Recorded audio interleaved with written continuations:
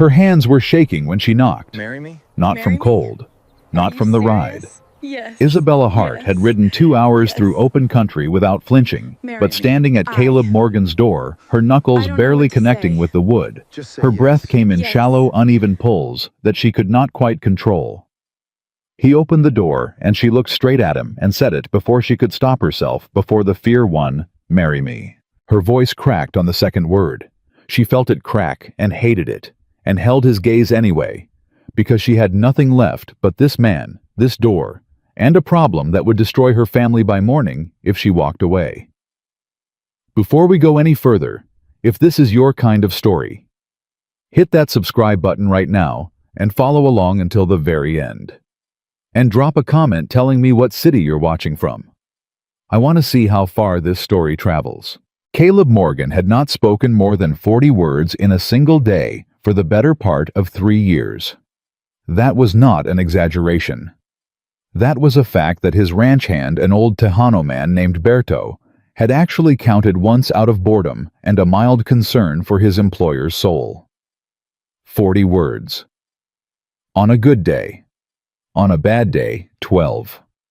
On the days when the cattle were calm, the fence line held, and the sky behaved maybe 20-25 if you counted the things he said to the horses. Berto had mentioned this to him once gently over coffee at the edge of the barn. Caleb had looked at him and said, "I talk when there's something to say." That was 7 words. Berto had counted those too. The truth was that Caleb's silence wasn't the silence of a man who had nothing inside him. It was the silence of a man who had learned slowly and at some cost that words had a way of building things that eventually fell apart, and that the rubble of a fallen thing hurt worse than the absence of it ever would. He had built his ranch with his hands. He had built his reputation with his choices. He had not tried to build anything else because he had looked at what that kind of building cost a man, and he had quietly, privately decided it was not worth the price. Red Creek, Texas.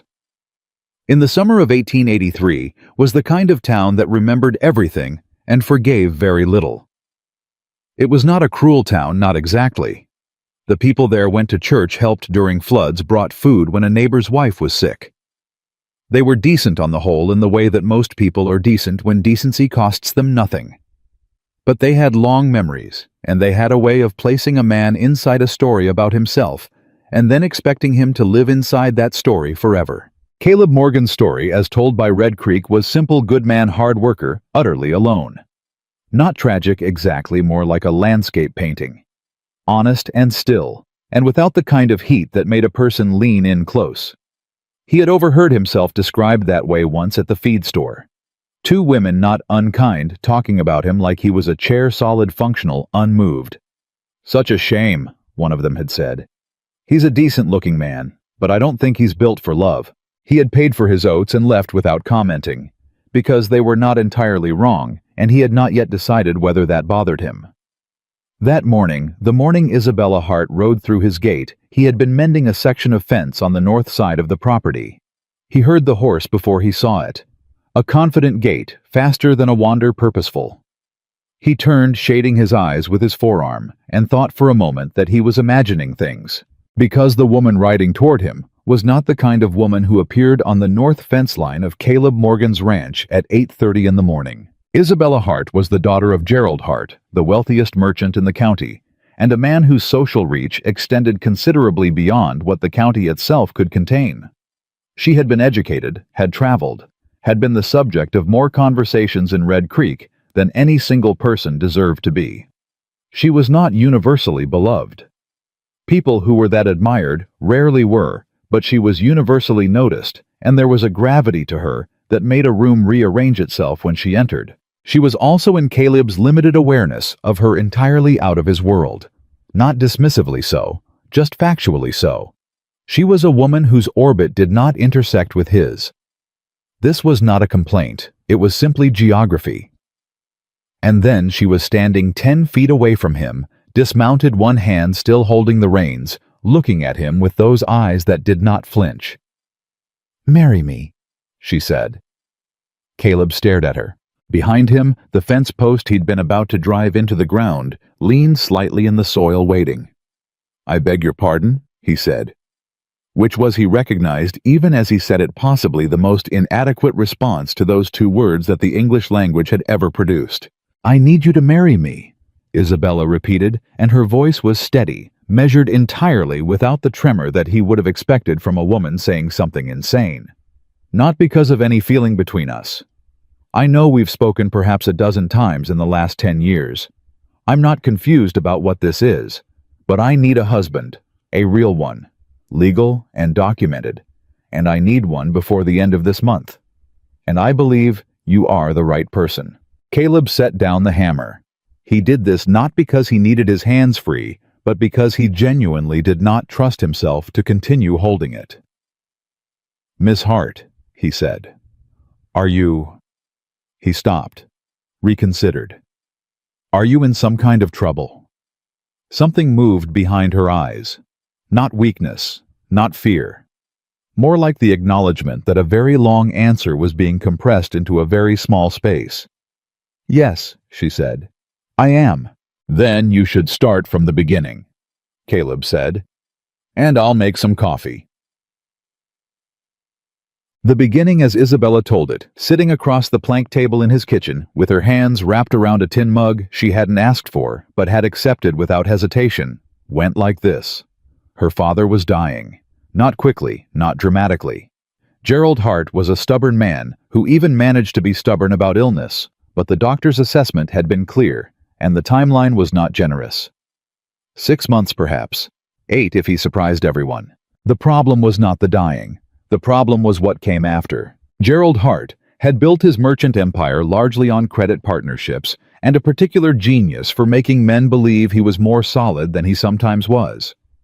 He was not dishonest, not exactly, but he was a man who had spent 40 years building a reputation so large that it had begun to carry weight he could no longer personally back up.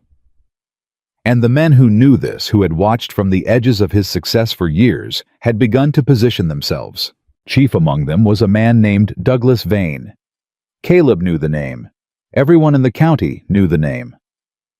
Douglas Vane was 45 years old, owned a significant portion of the county's land, and had a long and well-documented history of acquiring things through legally impeccable and morally bankrupt means. He was the kind of man who never did anything you could point at directly. Everything was paperwork timing, the right pressure applied to the right place at the right moment. "My father owes Vane a significant debt," Isabella said. "A loan from 3 years ago when one of his supply routes collapsed. At the time, the terms seemed manageable. But Vane had, and I only discovered this recently, included provisions in the contract that I believe were designed from the start to be triggered by exactly this kind of situation." "What kind of provisions?" Caleb asked. She looked at him steadily. "If my father dies before the debt is cleared, and if I am unmarried at the time of his death, the debt transfers. Not to his estate in general, to me personally, as a condition of inheriting the business." Caleb was quiet for a moment. "And Vane's proposed solution to that is—" "That I marry him," Isabella said, flatly, without inflection. "Within 60 days of my father's diagnosis becoming official, which it became officially 11 days ago." The kitchen was very quiet. "He cannot force you to marry him," Caleb said. "No," she agreed. "He cannot force me, but he can ensure that if I don't, the debt comes due in full immediately upon my father's passing. And the debt, Caleb—" She paused. This was the first time she had used his name. He noticed this and was not sure why. "Is enough to take everything. The business, the house, whatever my father has left. It would be a legal dispossession, carried out entirely through documents, and there would be nothing I could do about it except stand there and watch." "Unless you marry someone else," Caleb said. "Unless I marry someone else," she confirmed. "The contract is specific. It uses the language of marital status at the time of death. If I am married to anyone when my father dies, the personal debt transfer clause becomes void. The debt reverts to the estate, where it can be managed, contested, negotiated. I have a lawyer who believes we can challenge parts of the original contract once it's no longer a personal instrument. But we need time. And to get time, I need a husband." She said it cleanly. No apology, no performance. just the architecture of her situation laid out for him to examine. Caleb looked at his coffee. He looked at the window. He looked at her. "Why me?" he asked. She didn't hesitate. "Because you are the one man in this county that Douglas Vane cannot buy, threaten, or pressure into stepping aside. Not because you're powerful, you're not. Not because you have resources, you don't. Because you have no ambitions that Vane can offer to fulfill, and no vulnerabilities that Vane can leverage. You don't owe anyone anything. You don't want anything from anyone. And your reputation for honesty is so complete and so boring as far as Vane is concerned that he will never see you coming." Caleb stared at her.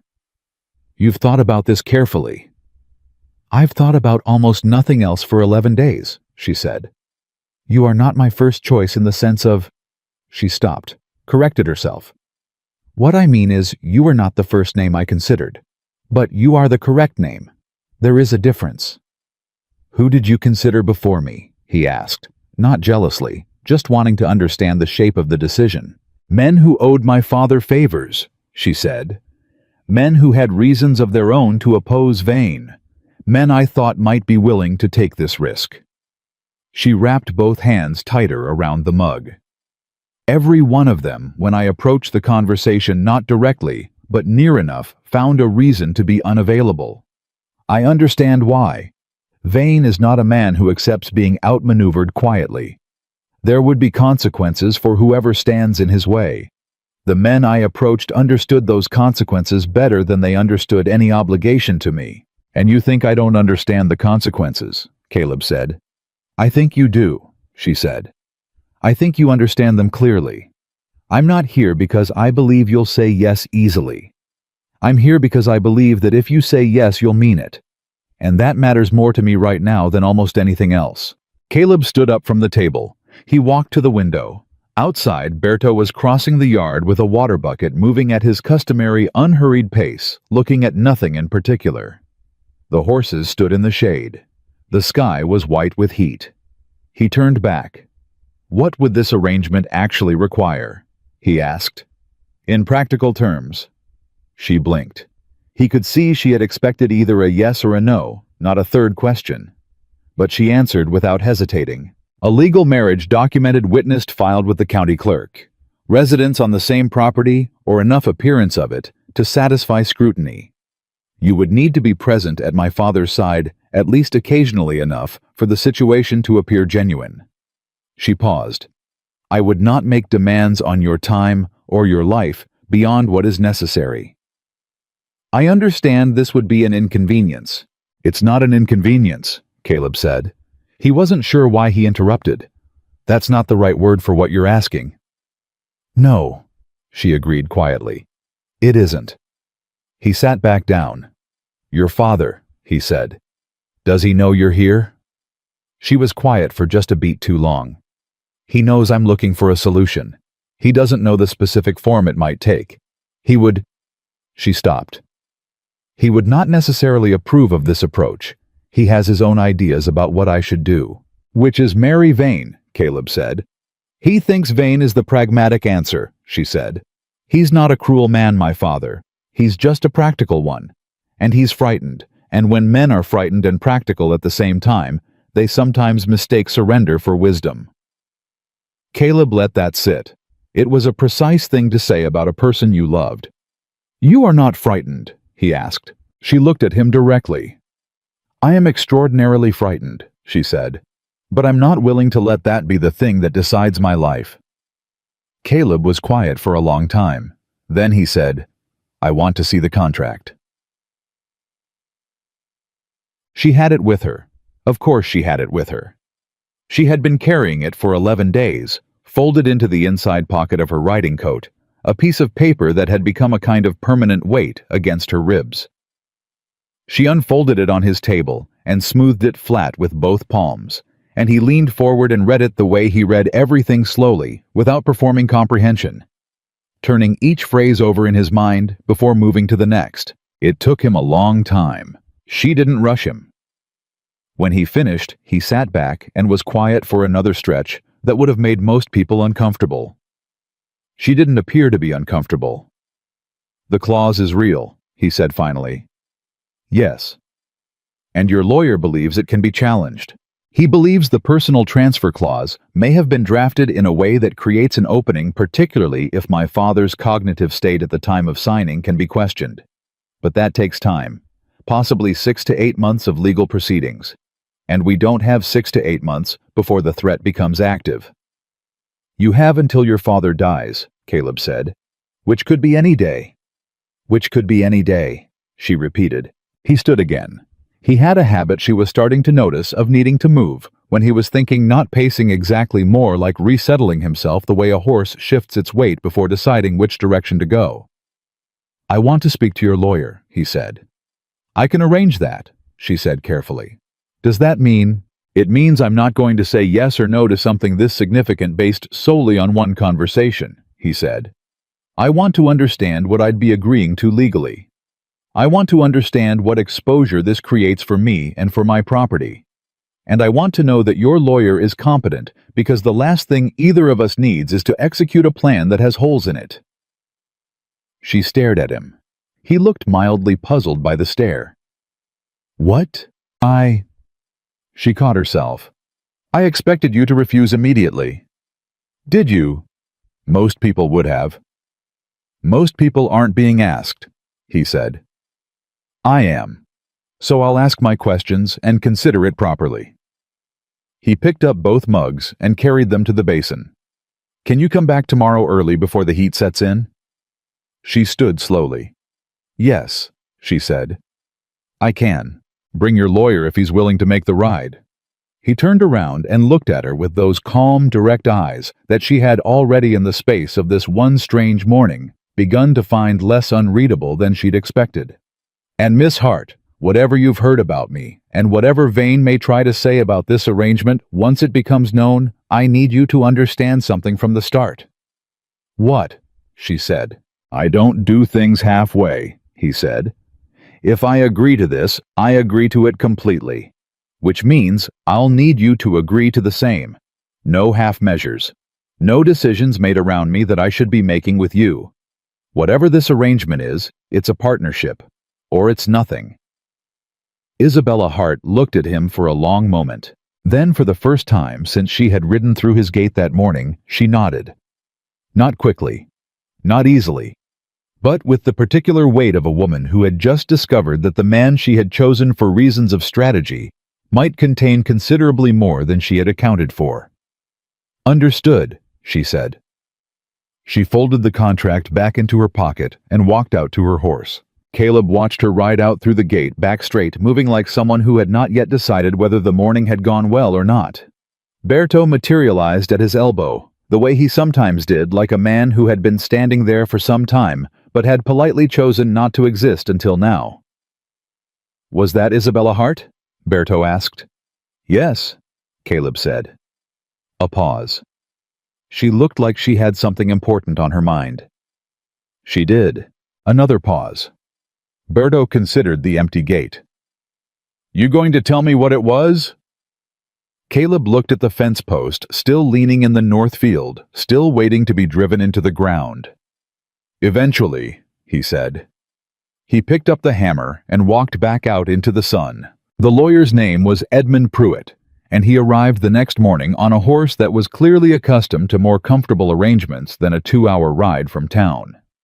He was a small man, precise in his movements, with the kind of eyes that were always quietly counting something. Words, risks, exits.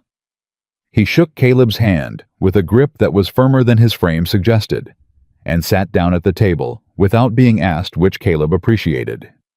Men who waited to be invited to sit were usually performing something. Isabella sat beside him. She had arrived 10 minutes early.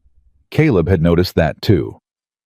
Mr. Morgan, Pruitt began, opening a leather satchel with the practiced efficiency of a man who had done this 10,000 times. I want to be direct with you because I think you're a man who prefers that. I am, Caleb said. This arrangement, if executed properly, is legally sound. A marriage of convenience is not illegal. It is not fraud. It is a private agreement between two consenting adults that happens to carry legal consequences which benefit both parties. He set a document on the table. What I want you to understand is the risk profile, not the legal risk, the social and practical one. Meaning Vane, Caleb said. Meaning Vane. Pruitt folded his hands. Douglas Vane is not a man who responds to being outmaneuvered with grace. He will investigate. He will look for weaknesses in the marriage grounds to challenge its legitimacy, its documentation, its sincerity. He has done this before with other people in other situations. He is patient, and he is thorough, and he has at least 2 men on the county clerk's staff who report to him informally. Caleb looked at Isabella. "You knew this." "I suspected it," she said. "Edmund confirmed it last week." "Which means," Caleb said, turning back to Pruitt, "that the paperwork alone isn't sufficient." "Correct," Pruitt said. "The marriage must appear and genuinely function as a real union, not a performance, not a theatrical arrangement that collapses under scrutiny. Real shared residence, real presence at social and legal proceedings, real consistency in the story both of you tell independently when asked." "People will ask," Caleb said. "Constantly," Pruitt agreed. "Red Creek is a small town. You two marrying will be the most significant social event of this quarter, possibly this year. Every interaction you have in public will be examined. Every inconsistency will be noted and reported." Caleb was quiet for a moment. Then he looked at Isabella directly. "Is there anything about this situation that you haven't told me yet?" She met his eyes without flinching. "My father doesn't know I'm here." "You mentioned that yesterday." "What I didn't mention," she said carefully, "is that Vane has already spoken to him, since yesterday morning. I found out last night." She paused. "Vane told my father that he'd heard rumors. He didn't say where that I was, considering an alternative arrangement. He didn't name you specifically, but he made it clear to my father that any such arrangement would be his word destabilizing. And my father called me into his study last night and told me that he thought the wisest course was to accept Vane's offer." The kitchen was very quiet. "And what did you tell your father?"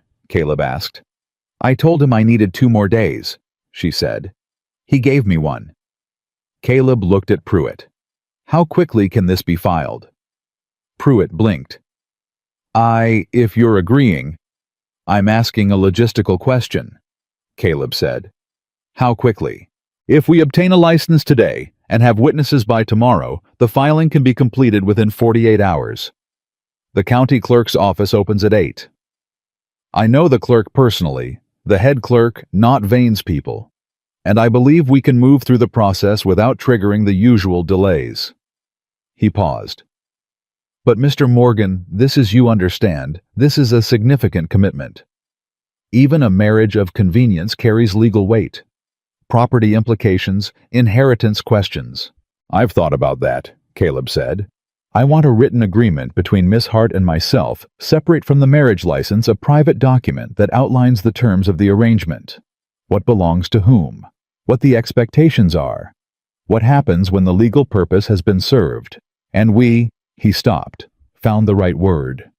"Dissolve the arrangement if it comes to that." Pruitt looked at him with something approaching admiration. "That is exactly what I would have recommended." "Then let's draft it now," Caleb said, "before we go to the clerk's office." Isabella had been watching him through this entire exchange with an expression he couldn't fully read. Not quite surprise, not quite relief. Something more complicated than either.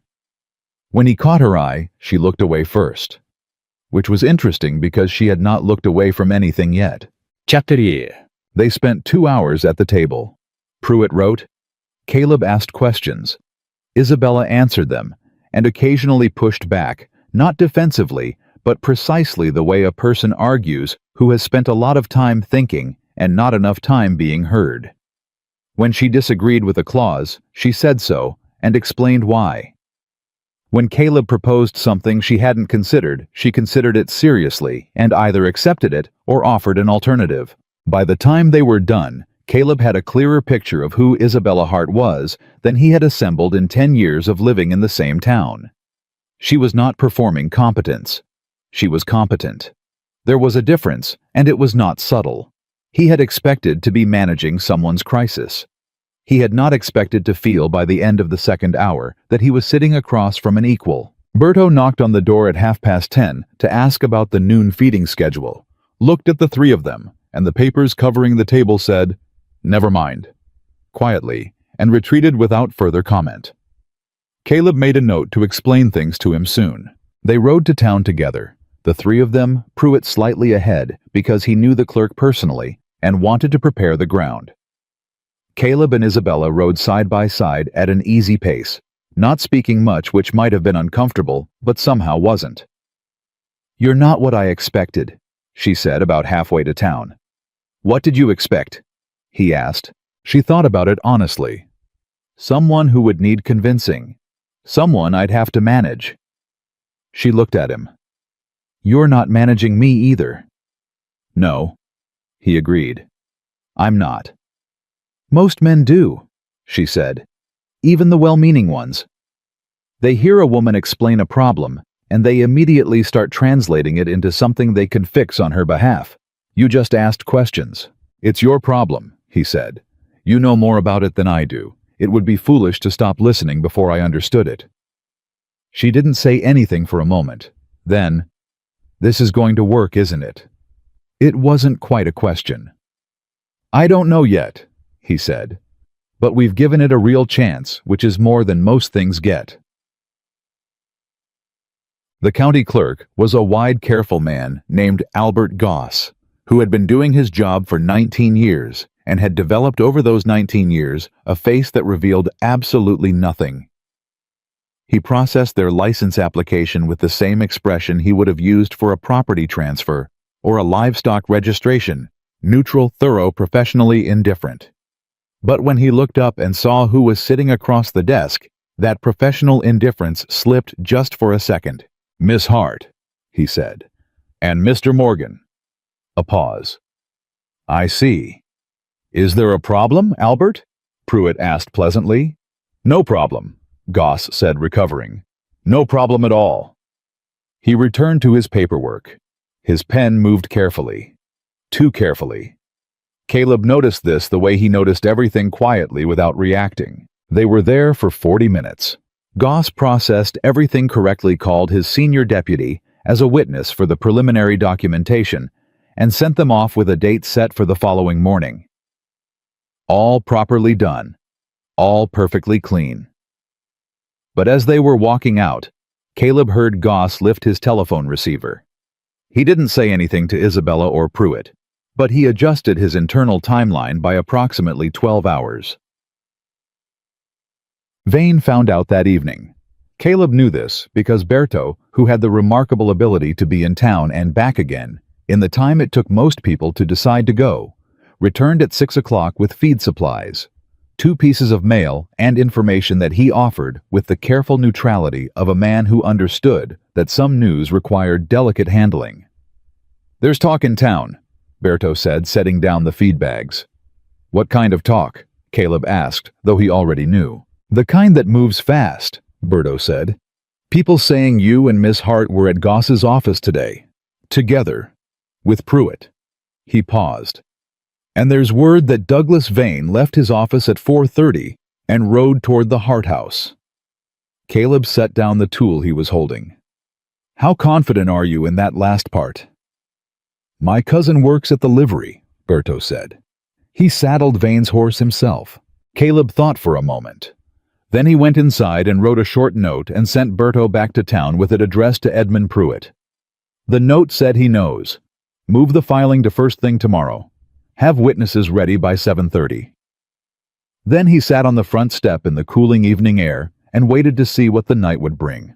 What it brought at 8:30 was Isabella. She rode hard and arrived breathing fast, not from exertion, but from the contained fury of someone who had just spent an hour in a room with Douglas Vane and had not yet had a place to put what that felt like. She dismounted without help and stood in front of Caleb with her hands at her sides, very deliberately still. "He came to the house," she said.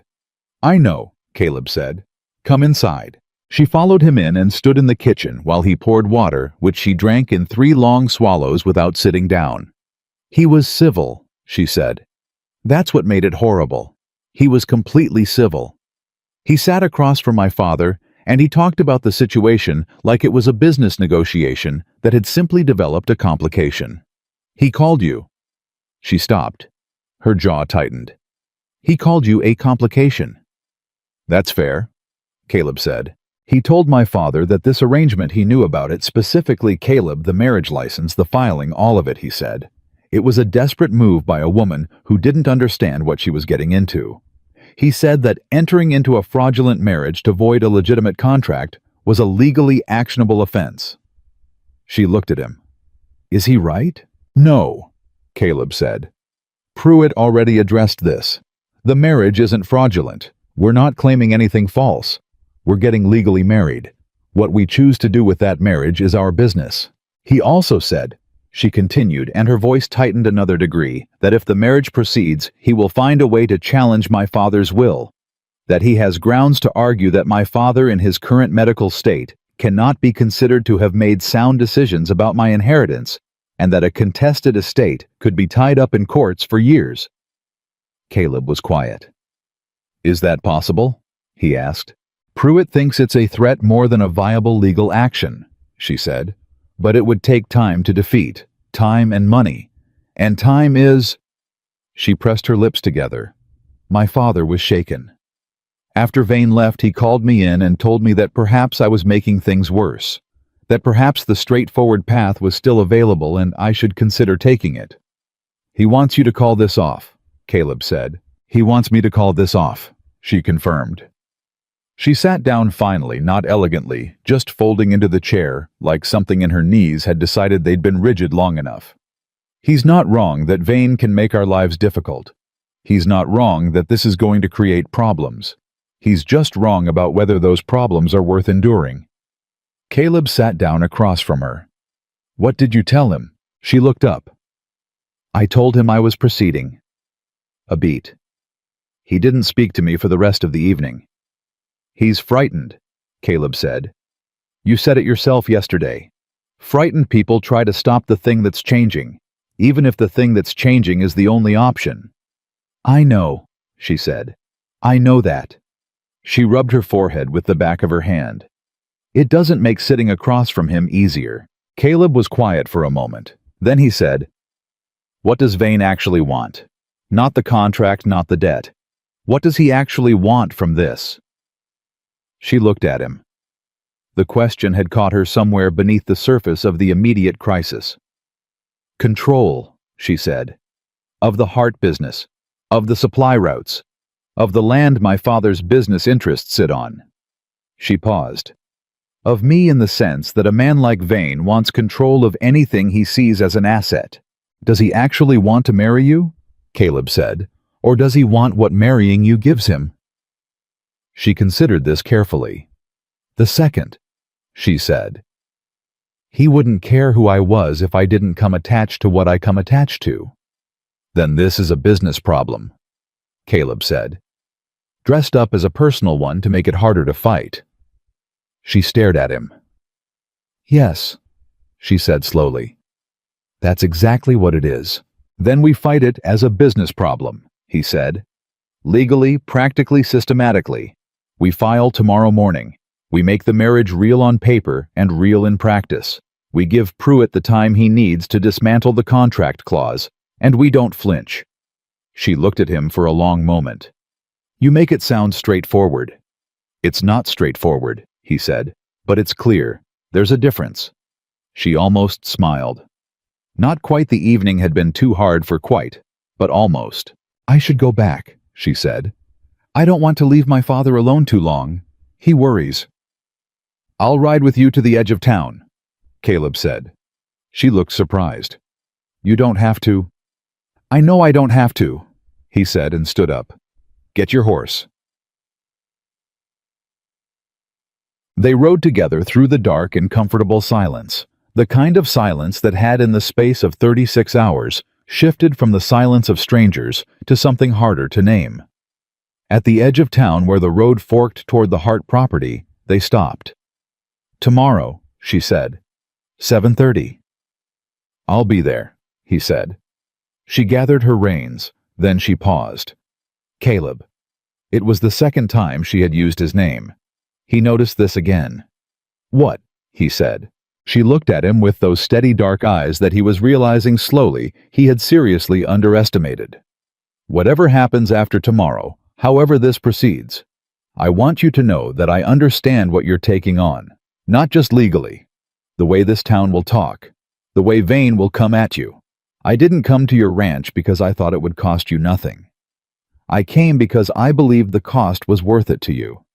And I want you to know that I don't take that lightly." Caleb looked at her. He thought about several things he could say. He chose the truest one. "Go home, Miss Hart," he said. "Get some sleep. Tomorrow's going to be a long day." She held his gaze for one more second. Then she turned her horse and rode into the dark.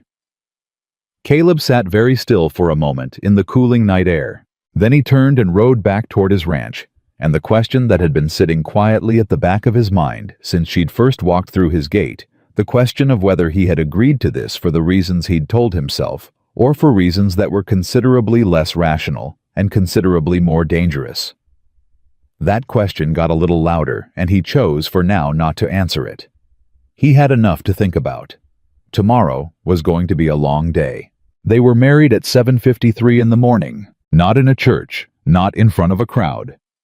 In the front room of Edmund Pruitt's office with two witnesses, Pruitt himself and his secretary, a stout woman named Clara, who had seen enough of life's complications to sign her name to this one without blinking, and a county judge named Harold Ferris, who owed Pruitt a favor from a land dispute 3 years prior and had agreed to perform the ceremony at an hour that would have offended most people's sense of occasion. Caleb wore his cleanest shirt. Isabella wore the same riding clothes she'd had on the day she rode to his ranch, because she had decided sometime in the night that starting this marriage in performance clothes would be the wrong kind of beginning. Judge Ferris read the words. They said what was required. He signed where required. Pruitt filed the paperwork himself by hand in the county record before 9 o'clock, with Clara standing beside him as a secondary witness to the filing. A precaution Pruitt had added specifically because of Vane's contacts in the clerk's office. It was done. Caleb and Isabella stood on the front step of Pruitt's office in the early morning heat, and neither of them said anything for a moment, and the street of Red Creek moved around them with complete indifference, because the street of Red Creek did not yet know what had happened. That would change within the hour. "Well," Isabella said. "Well," Caleb agreed. She looked at the street. He looked at her. She was holding the copy of the marriage certificate with both hands, not tightly, just firmly, the way you hold something you have decided is real. "I need to go tell my father," she said. Caleb nodded. "Do you want me to come with you?" She thought about it. Not briefly, she actually thought about it, which he had already learned was what she did before she answered anything that mattered. "Yes," she said. "I think that would be better than going alone." Gerald Hart was a larger man than Caleb had expected, even diminished by illness. He was sitting in a chair by the window of his study when they came in, wrapped in a wool blanket despite the heat, and he looked at Caleb with the careful, measuring eyes of a man who had spent a lifetime reading people for profit, and was now doing it out of pure instinct. Isabella stood beside Caleb. She did not reach for his hand. She did not perform anything. She simply said, "Father, we were married this morning. It's done. The filing is complete." Gerald Hart looked at his daughter for a long time. Then he looked at Caleb. "Morgan," he said. His voice was rough, like gravel that had been rained on and dried out too many times. "I know your name. I know your land. I don't know you." "No, sir," Caleb said. "You don't. I'd like to change that if you're willing." Gerald's eyes narrowed slightly, not with hostility, with assessment. "You understand what you've walked into." "I understand what I've agreed to," Caleb said.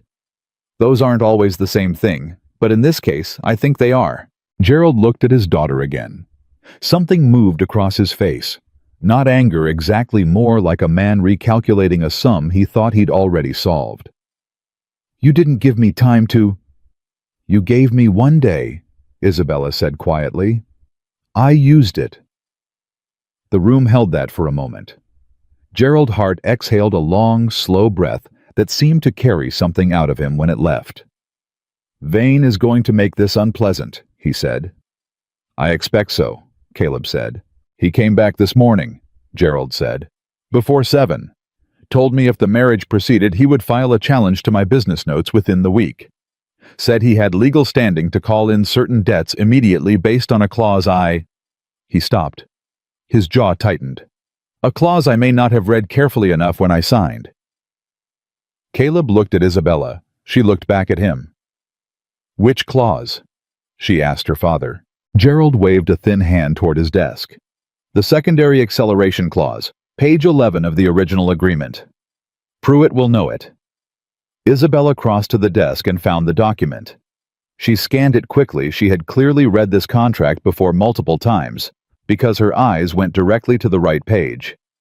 Then she went very still. "He can call in the operating debt," she said, "not just the personal transfer clause.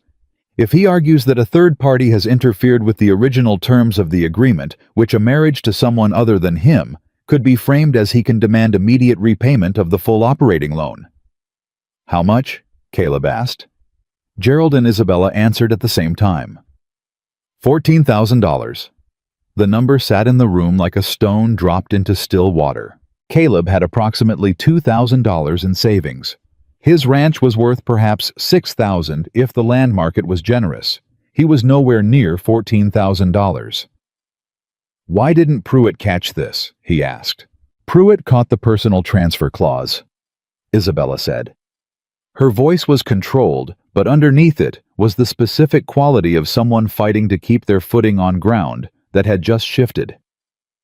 "This clause is more obscure. It's buried in the operating loan documentation, not the inheritance provisions. They're in separate documents."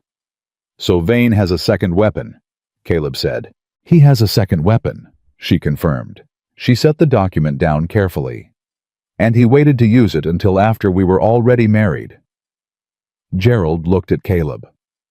"I want to be clear with you, young man. I didn't want this arrangement. I thought my daughter was making a panicked decision. I may have been—" A long pause. "I may have been wrong about that, but I want you to understand what she has put you in the path of."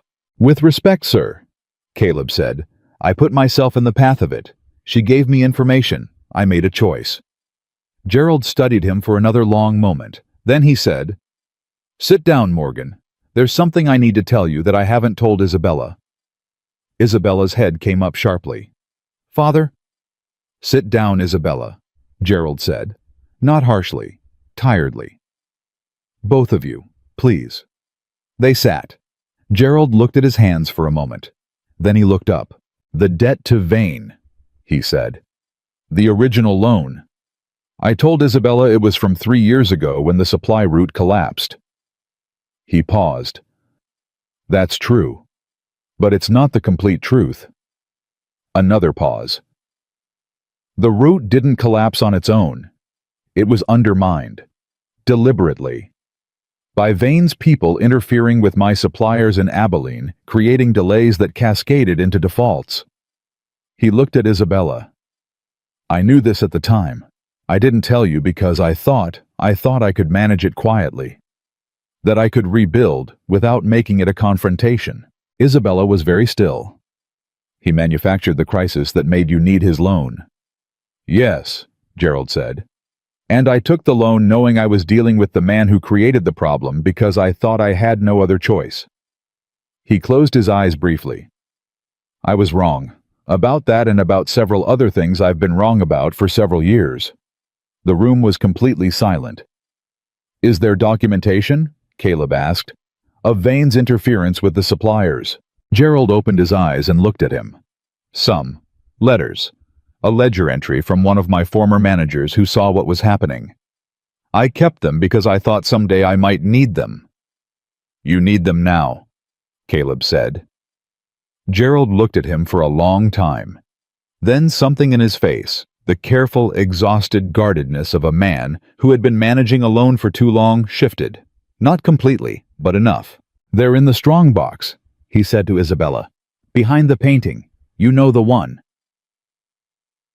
Pruitt arrived within the hour, summoned by a note Caleb sent with the Hart's housekeeper.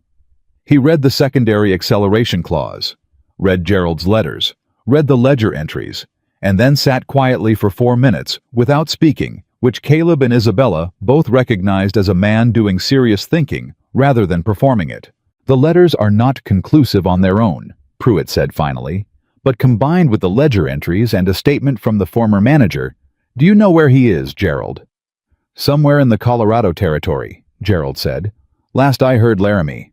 If we can reach him and obtain a formal statement," Pruitt said, "we have the foundation of a fraud argument. Vane manufactured the conditions of the loan. That doesn't automatically void the debt. Nothing is ever that simple, but it creates grounds for a counter-challenge that would tie up any acceleration attempt in court for at least a year." He looked at Caleb. "That's the time you need." "Can Vane file his acceleration challenge before we have the manager's statement?" Isabella asked. "He can file it," Pruitt said. "Filing is easy, but the challenge doesn't become immediately binding. There's a legal process, a hearing. We can delay that hearing while building the counter-argument." He paused. "What we cannot do is let Vane know we have these documents. The moment he knows, he'll move to discredit them or find the manager first." "Then we say nothing," Caleb said. "We say nothing." Pruitt agreed. "And someone needs to go to Laramie." Caleb and Isabella looked at each other across the table. "I'll go," Caleb said. "Caleb," Isabella began, "I'm the one with no active business obligations keeping me here," he said. "Berto can run the ranch for 2 weeks.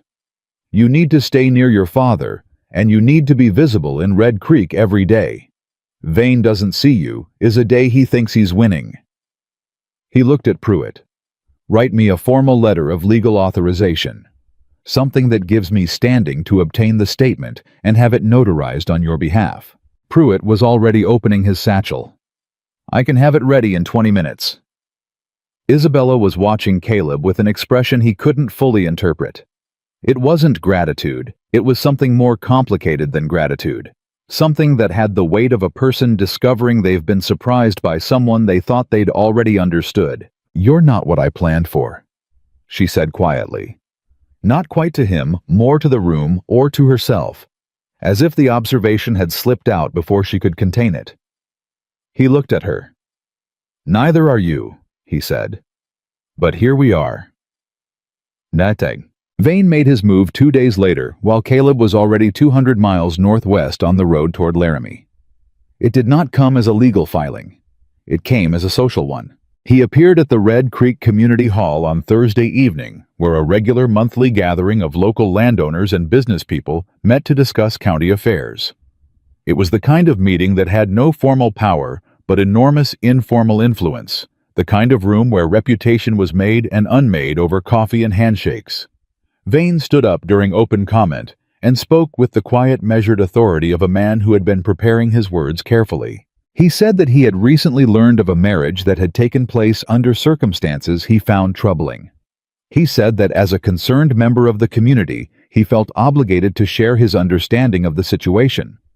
He said that Gerald Hart, in a declining medical state, was being taken advantage of, that his daughter, under emotional duress, had entered into a hasty and legally questionable arrangement with a man of, and here he paused just long enough, limited means and no particular standing to take on the responsibilities involved. He did not accuse directly. He implied. He suggested. He expressed concern. By the time he sat down, he had said nothing that could be directly refuted and everything that could be broadly believed. Isabella heard about it that same evening from Clara Pruitt's secretary, who had been in the room and had understood immediately what was happening and had come to the Hart house within the hour. Isabella sat with this information for exactly as long as it took her to put on her coat. "Where are you going?" her father asked from the doorway of his study. "To Eliza Chambers," Isabella said. Eliza Chambers was the wife of the county's largest cattle rancher. A woman who had been born in Georgia, had survived a war and a relocation and 2 dead children, and who had the specific kind of social authority that came not from wealth, but from the community's genuine respect. "If Vane is going to use that room against us, I need someone in that room who speaks louder than he does." Gerald looked at his daughter for a long moment. "You're not going to wait for Caleb." Caleb is in Laramie finding us a way to win this legally, Isabella said. I'm here, which means this part is mine. She buttoned her coat. Don't wait up, Father. Eliza Chambers was 61 years old and had the kind of face that had earned every line on it. She listened to Isabella in her sitting room with her hands folded and her eyes steady. And when Isabella finished, Eliza was quiet for a moment. Then she said, I've watched Douglas Vane operate in this county for 15 years. I have watched him do to other families what he is now attempting to do to yours. And I have been waiting for most of those 15 years for someone to stand up in the right way at the right time. I need people to understand that this marriage is real, Isabella said. Not a performance, not a desperate move, a real legal union between two people who made a considered decision. Is it real? Eliza asked, directly, without apology. Isabella held her gaze. It became real the moment Caleb Morgan rode to Laramie to find a witness who can dismantle Vane's fraud. A man doesn't do that for a performance. Eliza studied her for another long moment. There is a ladies' social committee meeting Friday morning, she said finally. 12 women including the judge's wife, the minister's wife, and Margaret Aldous, who tells her husband everything and whose husband is on the county commission. A pause. If you came to that meeting not to plead, not to explain, just to be present to be seen as yourself, I believe the conversation in this town would shift. I'll be there, Isabella said. Good. Eliza unfolded her hands. And Isabella. She looked at her with the particular directness of a woman who had earned the right to say hard things. The question people are going to ask the one underneath all the social maneuvering is whether you chose that man or whether desperation chose him for you. Those are two very different stories, and only one of them wins. Isabella thought about Caleb at the kitchen table, asking questions no one else had thought to ask. Caleb saying it's a partnership or it's nothing. Caleb already 200 miles away riding toward a stranger in Laramie because it needed to be done, and he was the one who could do it. I chose him, she said, and the steadiness in her voice surprised even her. I chose him, and every day since he's shown me the choice was right. Eliza nodded slowly. Then make sure the town knows that, not with declarations, with the way you carry yourself. She stood. I'll see you Friday. The letter from Caleb arrived on Saturday. He had found the manager, a man named Thomas Reardon, now working a small operation outside Laramie. Reardon remembered everything. He had kept his own records. He was willing to give a formal statement and had agreed to travel back to Red Creek with Caleb to give it in person before a notary and Pruitt in a form that could be entered into legal proceedings. The letter was short. Caleb was not a man who wrote long letters. It said, Found him. He remembers. Coming back Thursday. Tell Pruitt to be ready. And at the bottom, added in slightly different ink as though he had come back to add it after the rest was written. Tell your father I said hello, and tell him I plan to be worth the trouble. Isabella read the last line twice. Then she folded the letter and put it in her pocket in exactly the same place she had carried the contract for 11 days against her ribs, close to the center of things, and went to find Pruitt. Caleb rode back into Red Creek on a Wednesday, one day ahead of schedule. He had pushed hard on the return, not because he was impatient, but because something in his gut had been telling him since Sunday that the situation at home was moving faster than the timeline he'd left behind. He couldn't have explained the feeling precisely. It was the same instinct that told him when a fence line was about to fail before he could see the break. Something in the way the pressure was distributed, the way the tension had changed. Thomas Reardon rode beside him, a lean, weathered man in his late 50s, who had the particular quietness of someone who had been carrying a guilty conscience for several years and had finally been given permission to put it down. He hadn't needed much convincing in the end. What Vane's people had done to Gerald Hart's supply routes had bothered Reardon since the day he'd witnessed it. He'd been a middle manager, not a decision-maker, but he'd understood what he was watching, and he'd kept his records precisely because some part of him had always known this day might come. "What's he like?" Reardon had asked somewhere on the second day of riding. "Vane. I've never spoken to him directly," Caleb said. But I've watched him operate from a distance for years. He's the kind of man who never does the thing himself. He's always 3 steps removed. That's accurate, Reardon said quietly. He never put anything in writing. Never said a single compromising word to me directly. Everything came through intermediaries, which is why I kept the ledger, because I knew that someday someone would need to show what the intermediaries were doing and trace it back. Will you hold up under cross-examination? Caleb asked. Not unkindly, just directly. Reardon looked at him. I've been waiting 8 years to tell this story to someone who could use it, he said. I'll hold up fine. They rode the rest of the way in comfortable silence, which Caleb appreciated in a man. Isabella was in Pruitt's office when they arrived, sitting across from Pruitt with a stack of papers between them and the particular focused expression of a woman who had not been wasting her week. She looked up when Caleb walked in, and something in her face moved, a quick involuntary thing there, and gone in an instant before she composed herself back to businesslike. You're early, she said. I know, he said. This is Thomas Reardon. Reardon removed his hat and nodded at Isabella. Mrs. Morgan, he said. The name landed in the room like a stone dropped into still water. Caleb watched Isabella absorb it. She hadn't been called that before, or not that he'd witnessed, and she absorbed it without stumbling, which told him something about how she'd been spending the week. Mr. Reardon, she said. Thank you for coming. Let's get the statement done before anything else, Pruitt said, already reaching for his notary seal. Vane filed his acceleration challenge on Monday. We have a hearing scheduled for 3 weeks from Friday. I've been building the response, but this statement is the cornerstone. Caleb looked at Isabella. He moved fast. He moved the moment he confirmed you'd left town, she said. I think he expected that to rattle things. A beat. It didn't. I heard, Caleb said. Berto had a letter from his cousin. You went to the community hall. I went to Eliza Chambers, she corrected. Eliza went to the community hall. I went to the Friday social meeting and let people see that I was not rattled and not ashamed and not going anywhere. She paused. The judge's wife made a point of sitting next to me. That was Eliza's doing. How's your father? Her expression shifted, still composed, but with something underneath it that was tired and genuine. Holding. He read your letter. He didn't say much, but he's been different this week. More present, less resigned. She looked at him for a moment. The part where you said you planned to be worth the trouble. He read that 3 times. Caleb didn't say anything. Pruitt was already setting up for the statement, and Reardon was settling into the chair across from him, and the morning had enough in it without adding anything to that particular moment. The statement took 2 hours. Pruitt was methodical.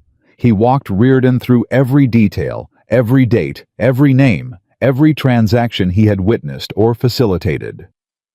Reardon was steady throughout his memory, for specifics remarkably precise for 8 years out.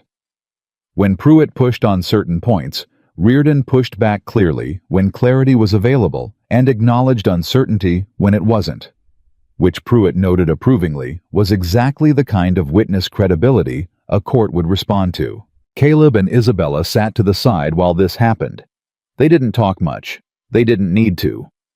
The room had its own momentum, and interrupting it would have been beside the point. But at one moment, when Reardon was describing a specific meeting he'd witnessed between Vane's intermediary and one of Gerald Hart's suppliers, a meeting that had directly led to the supply route collapse, Caleb felt Isabella go very still beside him. He glanced at her. Her jaw was tight. He knew, she said very quietly. Not to him exactly, to the air. Vane knew my father would have no choice but to take that loan. He created the need for it 3 months in advance. Yes, Caleb said. My father took that loan thinking Vane was his last option, she said. Vane made sure he was the last option. That's the fraud argument, Caleb said. That's why we went to Laramie. She turned and looked at him. There was something in her eyes that he hadn't seen before. Not quite anger, though anger was part of it. More like the specific grief of a person discovering that something they'd blamed themselves for was never their fault to begin with. My father spent 3 years thinking he'd made a bad business decision, she said. that he'd been careless, that the supply route collapse was his failure. She pressed her lips together. It wasn't. No, Caleb said. It wasn't. She turned back toward the room where Pruitt and Reardon continued working through the details. Her hands were folded in her lap, very still. Caleb didn't say anything else, because there was nothing useful to say. Sometimes the only right thing to do with the moment when someone discovers the true shape of an injustice is to let them have it without filling it up with words. When the statement was complete and notarized and signed in triplicate, Pruitt leaned back in his chair and said, "This changes the hearing significantly. We're no longer defending against the acceleration challenge. We're counterfiling for fraud in the original loan agreement." "Can we win that?" Caleb asked. "Win is a complicated word in law," Pruitt said. "But can we create enough legal weight that Vane's position becomes untenable? Can we make the cost of pursuing this higher than whatever he stands to gain?" "Yes, I believe we can." He paused. "But I want to be honest with both of you. Vane has resources. He will respond to this counterfiling aggressively. He may bring in outside legal counsel. He may try other avenues, social pressure, calling in other debts in the county, finding pressure points we haven't anticipated." "What pressure points does he have left?" Isabella asked. Pruitt hesitated, just briefly. "Your father's health," he said. "Specifically, if Gerald's condition deteriorates before the hearing and the personal transfer clause is still technically active pending our challenge, Vane could argue for emergency enforcement." He looked at them steadily. "The legal challenge protects you substantially, but it doesn't protect you completely until the fraud case is adjudicated." "How long would that take?" Caleb asked. "In the best case, 6 months after filing," Pruitt said. "In the realistic case, 8 to 12. Caleb looked at Isabella. She was already looking at him. "My father doesn't have 12 months, she said quietly. "I know," Pruitt said. The room was very quiet. Then Caleb said, "What if we don't wait for the hearing?" Pruitt looked at him. "Meaning, what if we make this public before the hearing?" Caleb said. "Not the legal filing the facts. Reardon's account. What Vane did to Gerald Hart's supply routes. What the loan actually was." He looked at Pruitt. "Vane built his position in this county on reputation, on the appearance of being a hard but legitimate businessman. If the county knows what he actually did before the hearing, if the story is already out, his ability to pressure, to maneuver, to call in social debts gets significantly reduced." Pruitt was quiet, thinking. "It's not without risk," he said carefully. "Vane could claim defamation if the public account goes further than what can be proven in court." "Then we say exactly what can be proven," Caleb said. "No further. Reardon is willing to speak. Gerald is willing to confirm what he knows. We don't editorialize. We just put the facts in front of people who have been operating without them." Isabella was watching Caleb with that look again, the complicated one he'd first seen in his kitchen when she'd said he wasn't what she'd planned for. "You're talking about doing this in a public forum," she said. "Not a parlor conversation. An actual public statement." "The county commission meets in 2 weeks," Caleb said. "It's an open session. Anyone can address the commission during open comment." He paused. "It's the same forum Vane used to imply things about us without saying them directly. We can use it to say something directly." Pruitt tapped his pen on the table. "It's bold." "It's necessary," Isabella said. She'd made the decision in the time it took Caleb to finish his sentence. He could see it in the way her posture changed, the way the tiredness left her face, and something sharper took its place. "If we wait for the hearing, Vane has 3 more weeks to work on people, to move things around, to find the pressure points Edmund hasn't anticipated." She looked at Pruitt. "Can you prepare a formal public statement, legally precise, nothing beyond what Reardon's testimony supports, that Caleb and I can deliver at the commission meeting?" "I can have it ready in 4 days," Pruitt said. "Then do it," she said. Vane found out about Reardon within 48 hours. Caleb had expected this. A stranger arriving in Red Creek in the company of the new husband of Isabella Hart was not something that would go unnoticed or unreported. What he hadn't expected was the form the response would take. He was at his ranch home for the first time in 2 weeks, working through the backlog of physical tasks that Berto had managed competently, but not completely, when a man he didn't recognize rode up the path in the early afternoon. 30s, well-dressed for a ranch call, with the self-contained manner of a professional errand runner rather than a rancher. "Mr. Morgan," the man said, not dismounting. "My employer would like to meet with you, privately, at your earliest convenience." Caleb kept working. "Who's your employer?" "Mr. Douglas Vane." Caleb set down what he was doing. He looked at the man for a moment. "Tell your employer," he said, "that if he has something to say to me, he can say it through counsel.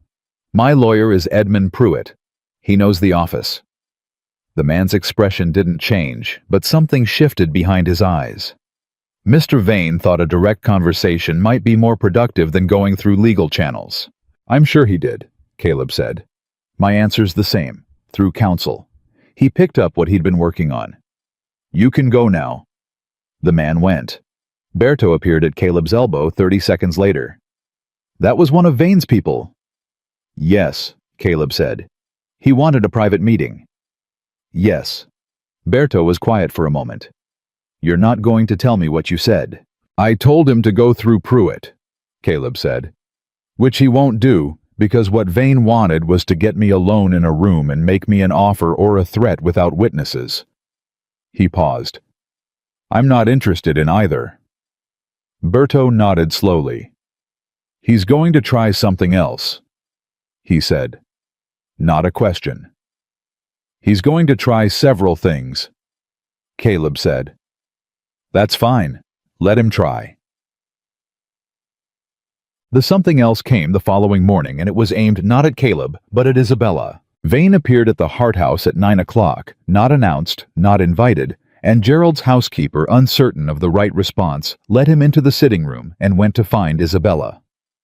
Isabella came downstairs to find Vane standing in her mother's sitting room with his hat in his hands and his face arranged into an expression of concerned reasonableness that she recognized immediately as the most dangerous version of him. "Miss Hart," he said, then corrected himself smoothly. "Mrs. Morgan, I apologize for the informality of the visit." "You're not sorry for it," Isabella said. She didn't sit down, and she didn't offer him a seat.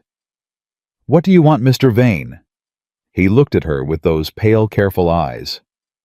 "I want to offer you a way out," he said, "before this becomes something uglier than it needs to be." "I'm listening," she said. Not because she was considering it, because she wanted to know exactly what he thought his position was.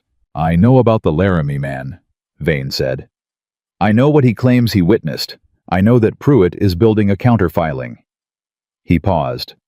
"What I want you to understand, Isabella, is that a courtroom is a long and expensive and uncertain place. Your father doesn't have the time for a long legal battle, and I think you know that. Whatever Reardon says, I have my own documentation of those transactions that tells a different story. The hearing will be contested. The counterfiling will be contested. This will take years." "Possibly," Isabella said. "I'm offering you the alternative," he said. "Withdraw the marriage. Have it annulled. It's been less than 2 weeks. It's entirely possible on grounds of expedience.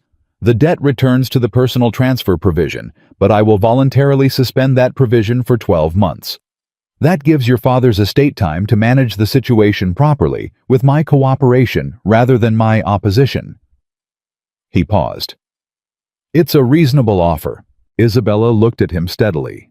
"And in exchange for this reasonable offer—" "Nothing dramatic," he said. "I simply want the business relationship with the Hart estate to continue with me in an appropriate advisory role going forward." "Advisory role," she repeated. "I have a great deal of experience with the Hart business interests," he said. "I know the suppliers, the routes, the credit relationships. I could be enormously useful to you. You could control the business from a position that doesn't require marrying me," she said, flatly. "That's what you're actually offering." Something shifted in his eyes, just for a moment. "I'm offering partnership," he said. "You're offering a cage with better furniture," she said. "No." His composure held, but just barely. "You should think about this more carefully." "I have thought about it," she said. "My answer is no. My husband is available through counsel if you have further proposals. I'll show you out." Vane stood very still for a moment. The reasonable mask was still on his face, but something behind it had changed. Something that had been patient had become, for just a second, genuinely cold. "You're making a mistake," he said quietly. "Possibly," she said. "It'll be mine to make." She opened the door. He left. Isabella stood in the hallway until she heard his horse leave the property. Then she went upstairs, sat on the edge of her bed, and allowed herself exactly 5 minutes of shaking. Not from fear, from the aftermath of it, the way the body releases what the mind holds together through sheer will. Then she stood up, straightened her clothes, and went to write a letter to Caleb. The letter said, "He came here, offered an annulment in exchange for business control. I said no. I need you to know I said no without hesitating, and I need you to know why not. Because I had to, but because I wanted to. Come for dinner Thursday. My father has been asking for you, and I think it's time the three of us sat at the same table." She sent it with the afternoon post. Caleb read it that evening, sitting on the front step of his ranch in the cooling dark, and something in his chest did a thing he hadn't felt in a very long time. Quiet and warm and complicated and not entirely unwelcome. He wrote back Thursday, "I'll bring something from the ranch. Tell your father I know how to cook, but I'll let him find that out himself." Thursday dinner was not what any of them had planned for, and it was better than any of them had expected. Gerald Hart sat at the head of his table, still wrapped against the evening chill, and watched Caleb Morgan eat and talk and answer questions with the direct, unornamented honesty that Gerald had spent a lifetime trying to maintain, and had, in his older years, sacrificed too often to the demands of appearance. He watched his daughter across the table, the way she argued with Caleb about the best approach to the commission meeting, without either of them giving ground easily.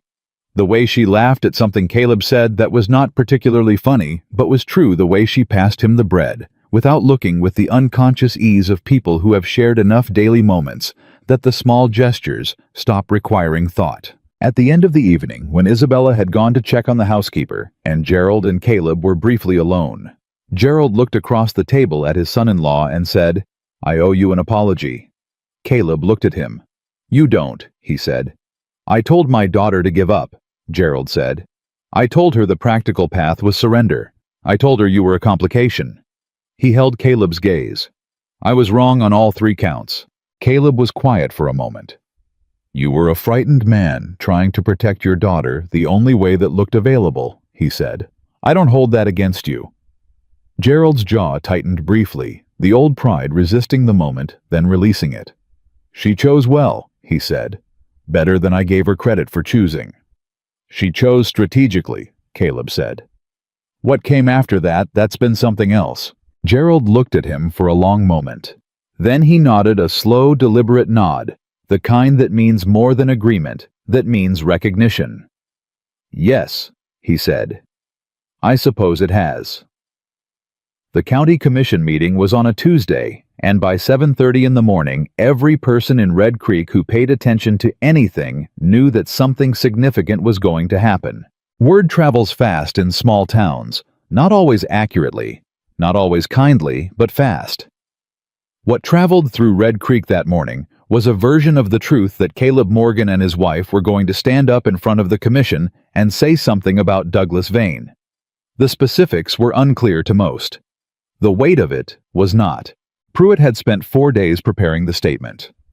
He'd gone over it with Caleb and Isabella 3 times, not to soften it, but to make sure every single word was defensible. Nothing speculative, nothing emotional. Just the architecture of what Thomas Reardon had witnessed, what the ledger entries confirmed, and what Gerald Hart was now prepared to publicly acknowledge had happened to him 3 years ago. Reardon was still in Red Creek, staying at the boarding house on Clement Street. He had been asked if he wanted to attend the meeting and speak. He had said yes without hesitation. Gerald Hart had asked to come. Isabella had told him it wasn't necessary, that he should rest, that they had it handled. Gerald had looked at her with the particular expression of a man who has spent too much of his remaining time being managed by people who love him, and said, "Isabella, this is my name on that contract. I will be there." She had not argued further. The commission hall was full by the time they arrived. Not standing room exactly, but close. Caleb noticed faces he recognized from years of quiet coexistence in Red Creek, people who had known him as the quiet rancher on the North Road, and who were now looking at him with the recalibrated attention of people who have realized they may have filed someone away incorrectly. He also noticed Douglas Vane seated on the far side of the room, flanked by two men Caleb didn't recognize, dressed too well for local business, carrying the particular stillness of men who were paid to be in rooms and observe. Outside counsel, almost certainly.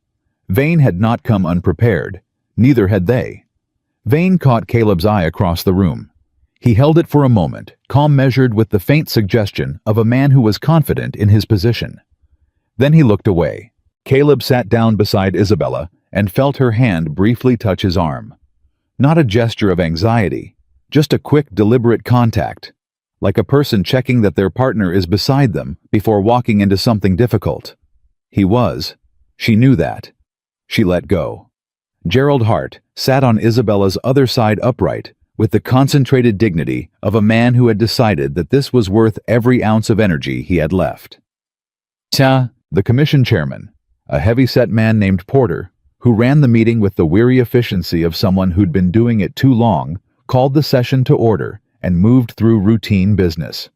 First, road maintenance, a water rights dispute, a tax assessment question. Caleb watched Vane during this portion. Vane was patient. He sat without fidgeting, without checking his watch, without any of the small performances of confidence that less capable men relied on. He was simply present and certain and waiting. When Porter reached open comment, he looked out at the room. First speaker, Edmund Pruitt.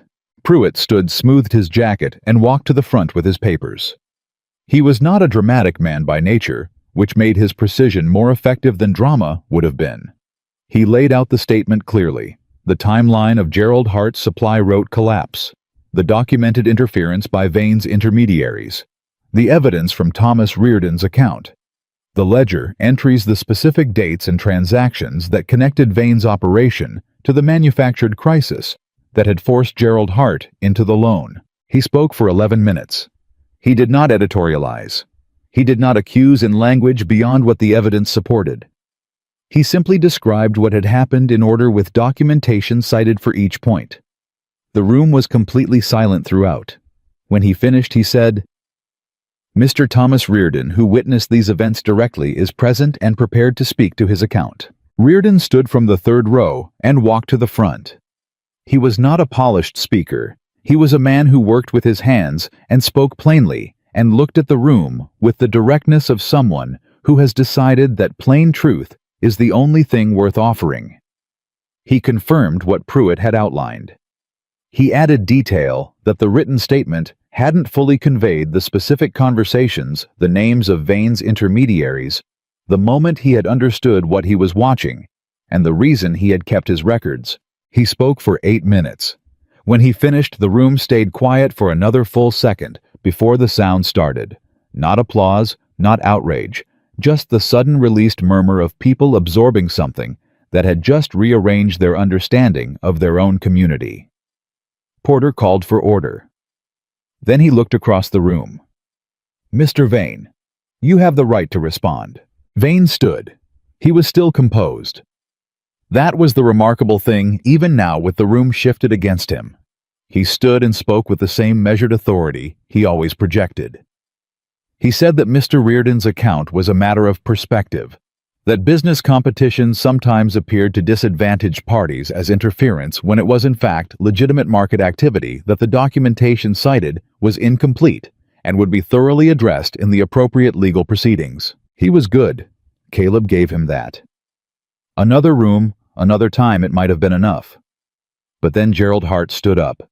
He stood slowly because standing cost him something now, and the room saw the effort it took, saw the determination behind it, and went very still. "My name is Gerald Hart," he said.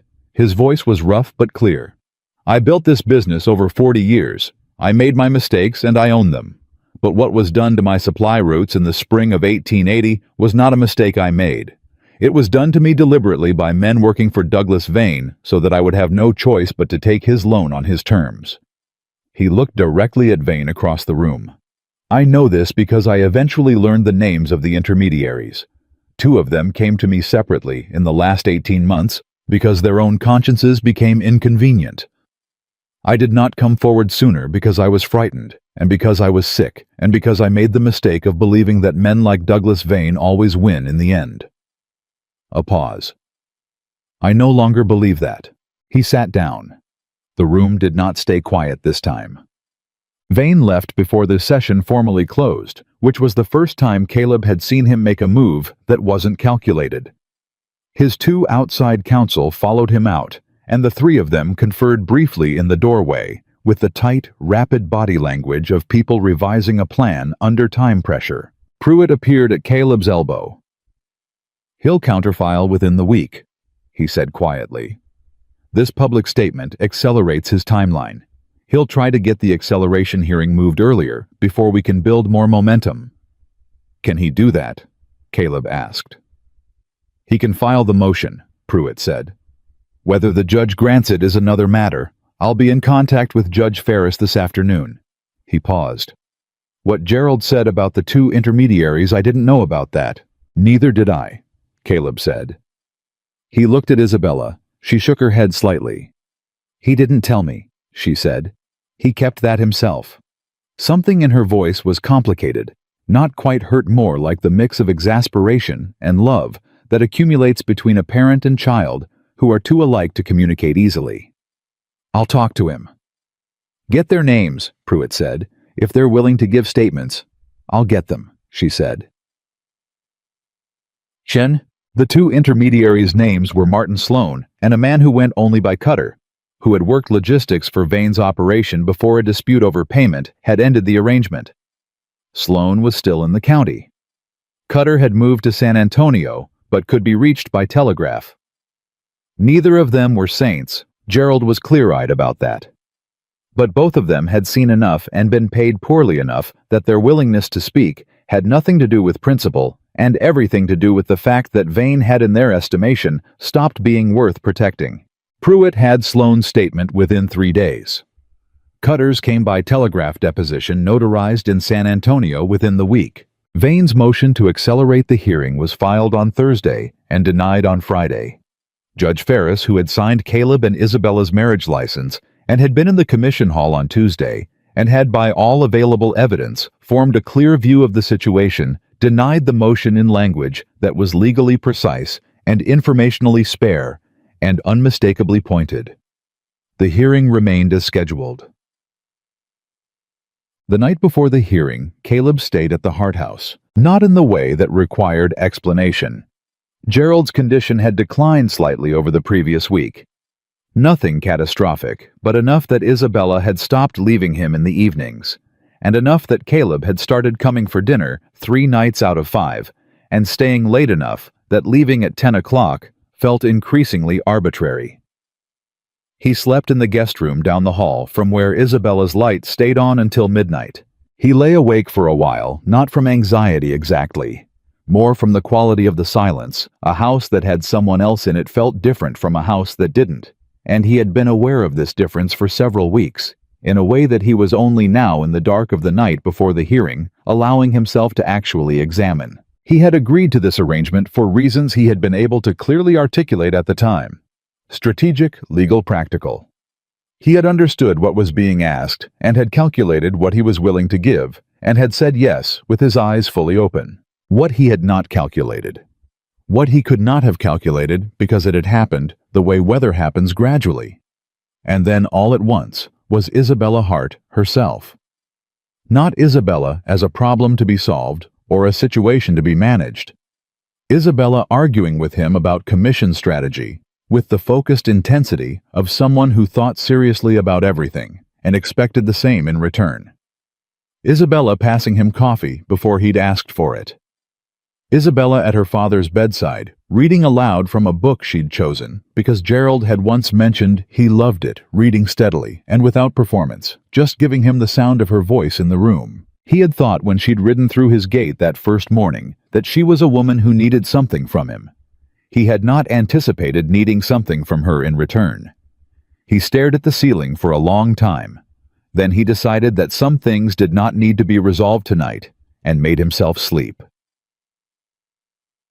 The hearing lasted 4 hours.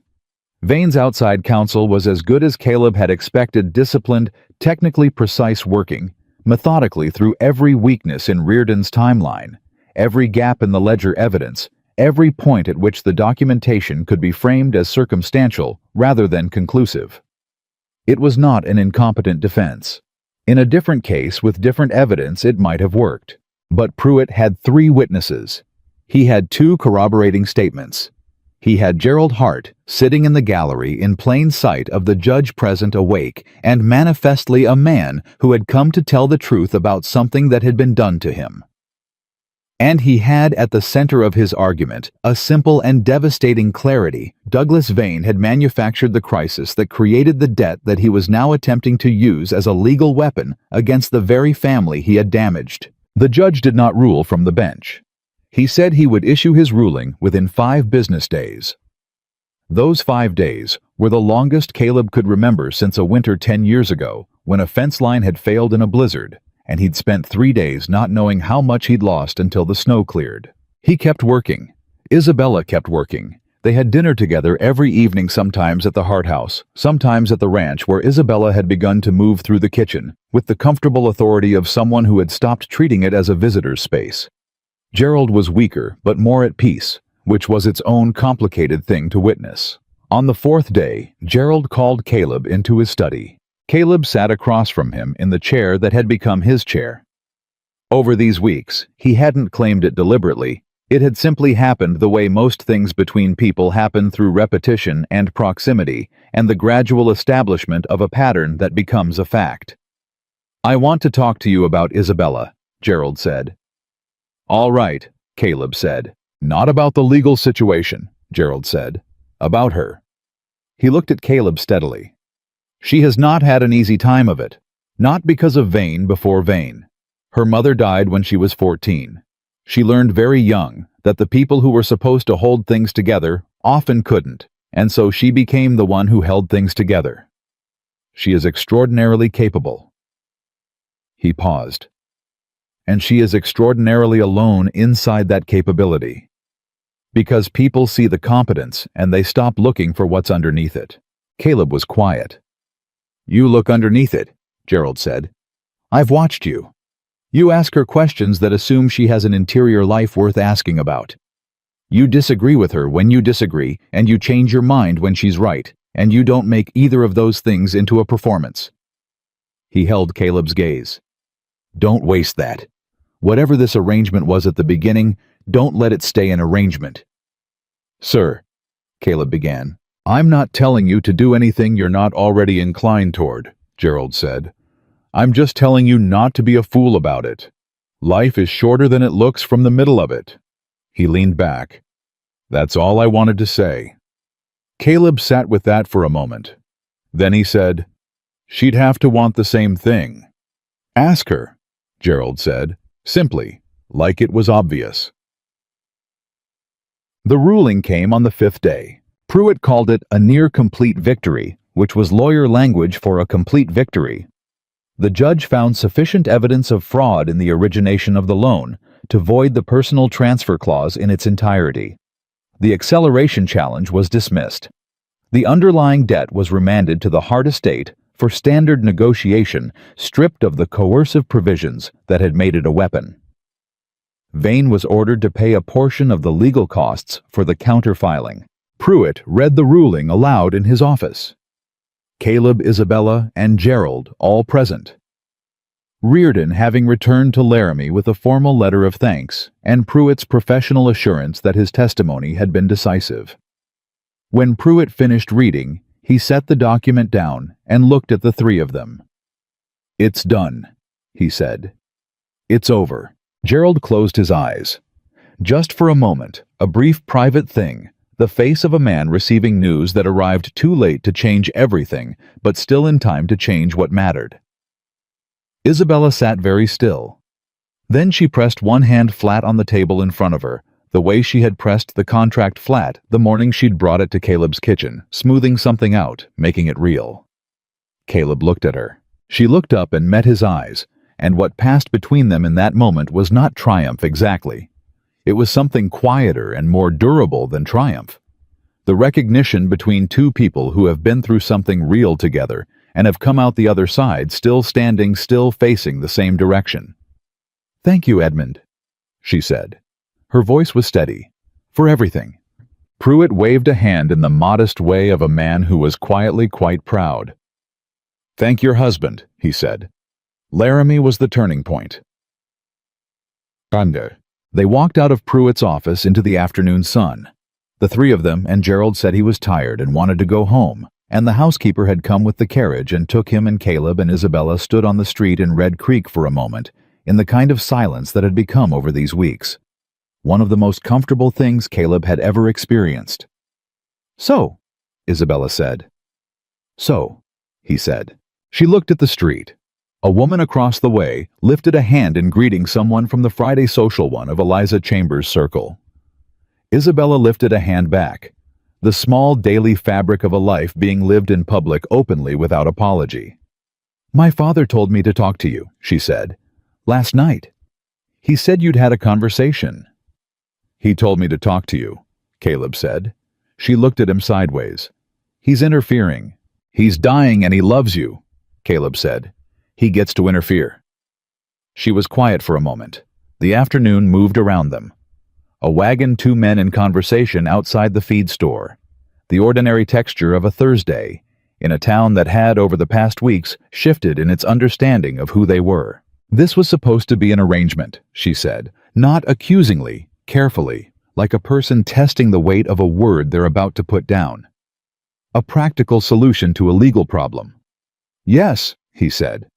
"It stopped being that," she said. "For me.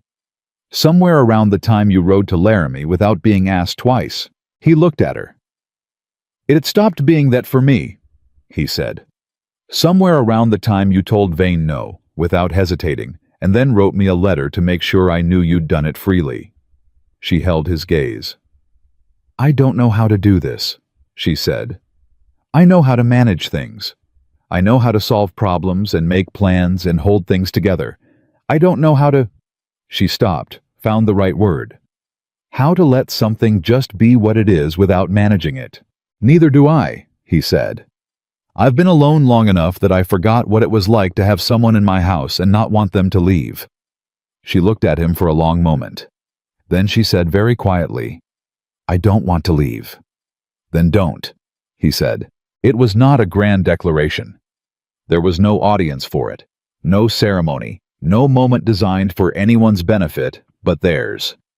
It was just two people on a street in Red Creek, Texas in the late afternoon of a day that had changed things, telling each other the truth in the plainest language available. She nodded.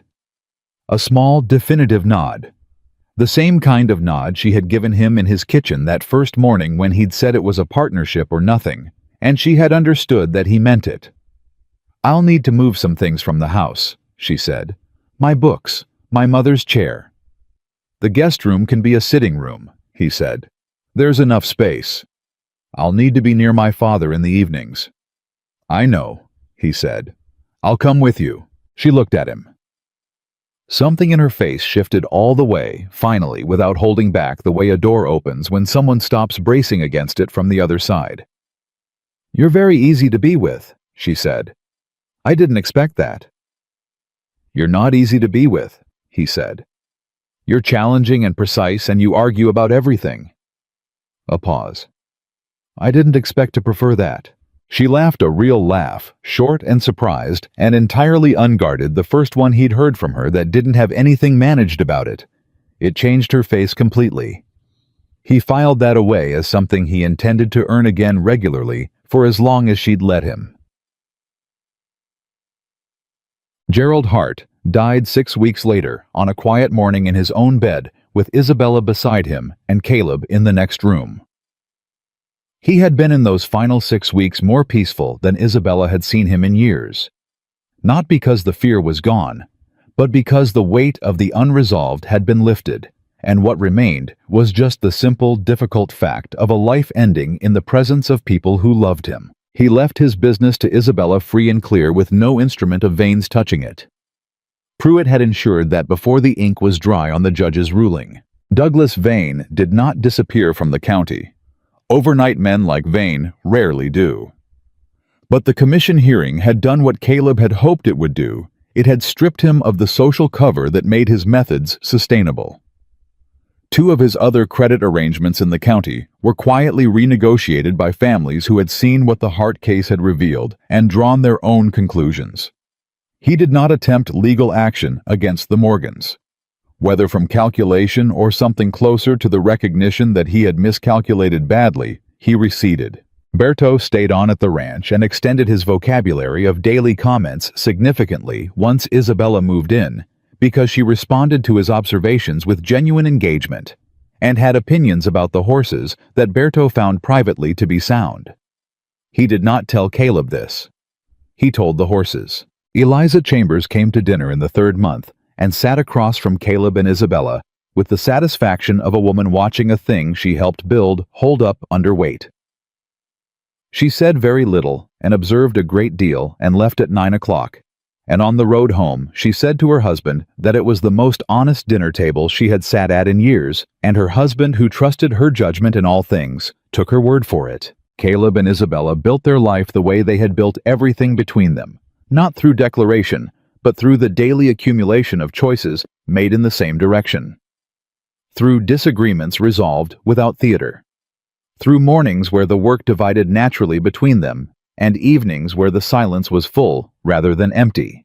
Through the gradual unforced discovery that the person beside you has more rooms than you first saw, and that exploring them is not a project with a completion date, but simply the ongoing privilege of paying attention. He had been a man who talked when there was something to say.